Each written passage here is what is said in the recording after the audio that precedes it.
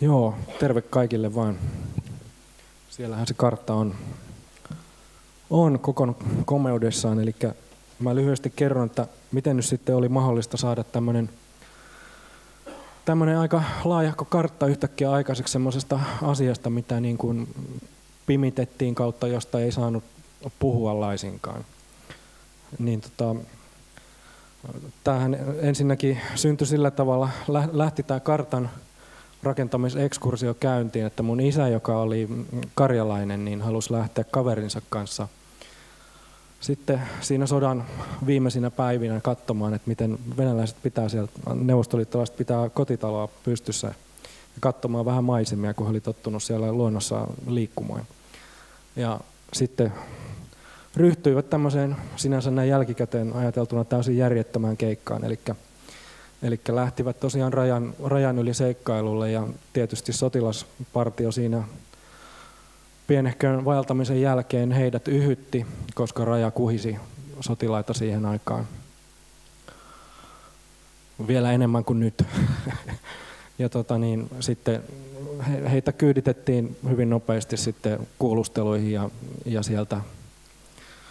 sieltä sitä myöten leireille, että sille retkelle tuli sitten loppujen lopuksi 5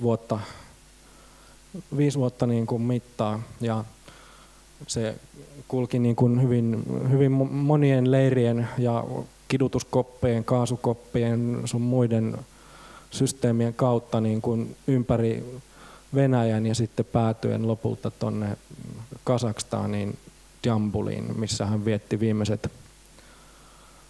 viimeiset leirivuotensa. Mutta ihmeen kumma selvisi hengissä sieltä kuitenkin. Siihen osaksi saattoi vaikuttaa tietysti ihan puhdas onni, niin kuin tässä aikaisemmin jo tuli ilmi, niin nämä tuomiothan oli täysin mielivaltaisia. Leireille saattoi joutua kuka tahansa, joka rajan vahingossa ylitti, niin häntä syytettiin saman tien vakoilusta ja tuomiot oli luokkaa 10-25 vuotta tällaisia pikkutuomioita nuorukaisille jaeltiin siellä. Ja tässä ennen tätä tapahtumaa keskustelin, että mikähän oli sitten mahdollisesti koko niin kuin tämä määrä, mikä siellä oli ihmisiä, niin 40 miljoonaa oli semmoinen arvio, mikä tässä tuli ihan asiantuntevasta suusta esille. Eli tämä oli niin kuin aivan massiivinen tämä leirijärjestelmä. Että jos se olisi ollut vaikka yksityinen yritys, niin sehän olisi ollut yksi maailman suurimmista firmoista siihen aikaan. Ja niitä oli siis aivan joka puolella. Että tämä kartta ehkä parhaiten havainnollistaa just sitä, että niitä oli ihan niin kuin... Niin. Maailman suurin firma, Neuvostoliitto Oy AB. Joo, silloin ne oli vielä, niin. Joo, että se on niin kuin yllättävää sinänsä, että näistä asioista ei ole puhuttu aikaisemmin niinkään paljon kuin esimerkiksi natsien hirmuteot on hirveän tunnettuja ihmisten keskuudessa. Mutta sitten taas tämä, mitä tuossa itärajan takana tapahtui, niin se on jäänyt pitkälti käsittelemättä. Ja myös mun isä sitten tultuaan sieltä niin kirjoitti muistiin, mitä hän oli kokenut leireillä. Ja teki siitä semmoisen käsikirjoituksen, mistä olisi hyvin nopeasti saanut kirjan myös julkaistuksi. Mutta mitä sitten tapahtui, niin ennen kuin hän kerkesi lähettää sitä yhtään minnekään, Suomessa ei tietenkään olisi ollut yhtään paikkaa, johon sitä olisi niin viisasta lähettää. Että sitäkin hän kyllä siinä mietti, mutta tuli siihen tulokseen, että se olisi parasta lähettää Yhdistyneille kansakunnille. Että siellä oli semmoinen niin kuin pakkotyötä tutkiva elin siihen aikaan, joka olisi voinut tämän asian ehkä ottaa niin kuin edes jollain lailla käsittelyyn. Ja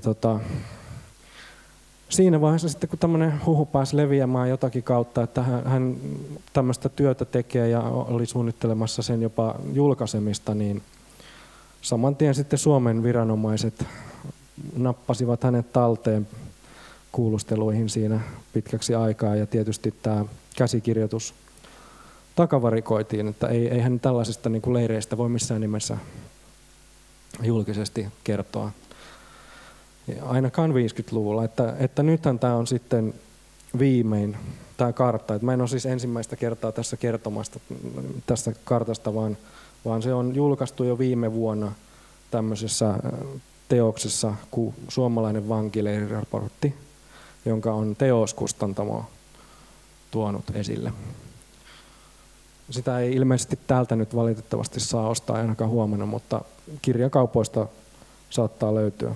Ja tämä kartta myös niin kuin löytyy sieltä sisäsivulta, jos joku on kiinnostunut sitä tarkemmin tutkailemaan.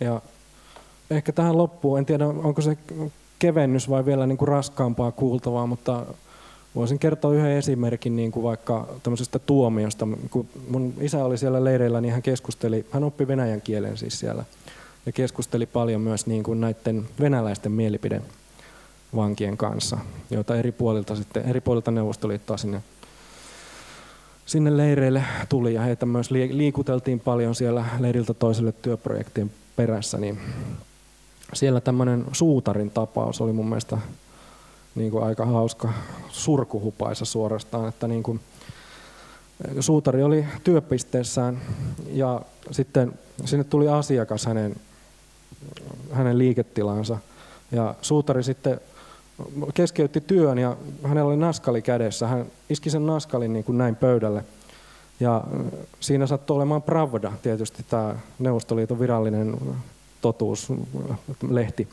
Ja siinä suuren johtajan Stalinin kuva. Ja se naskali vahingossa sitten iskeytyi läpi Stalinin tämän lehtikuvan silmästä. Ja asiakas sitten huomasi sen ja sanoi, että teille on näköjään sattunut täällä vahinko täällä liikkeessä.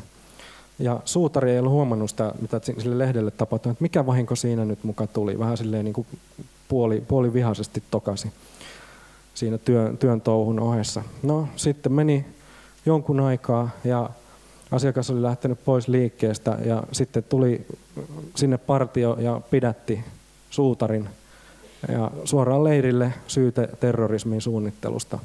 Siis tämä kuvastaa just hyvin sitä mielivaltaa, mikä näissä tuomioissa oli. Tämä on vain yksi esimerkki miljoonista, mutta niin kuin mun mielestä aika hyvin kuvaa, että jos tulee reikä sanomalehteen Stalinin silmän kohdalle, niin se jo oikeuttaa niin kuin tämmöiseen pitkään tuomioon. Eli on ihan ymmärrettävää, että sitten mitään niin kuin isompia julkaisuprojekteja ei kukaan siihen aikaan suunnitellut. Ja tämä karttakin tosiaan vasta nyt on viime vuonna saanut sitten niin kuin laajempaa julkisuutta. Ei mulla siitä muuta, niin pysyy alta 5 minuutin tämä mun juttu.